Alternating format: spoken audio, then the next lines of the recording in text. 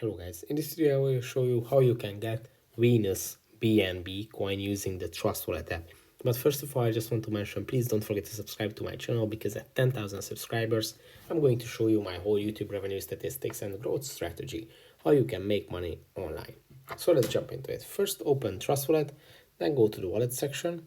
And at the wallet section on the top of the screen, you should see these four buttons, the send, receive, buy, and swap buttons. Now here, if you want to get Venus BNB, you can either buy them or receive them. Now tap on the one that you choose, and in the search bar, just start typing in Venus BNB, and it's going to pop up.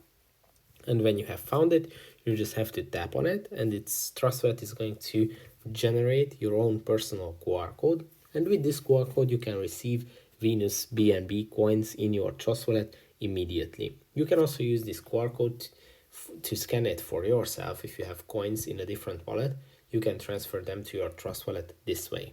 You can also use the copy icon to copy your Trust Wallet address and to use that for transactions the same way as you do with a QR code.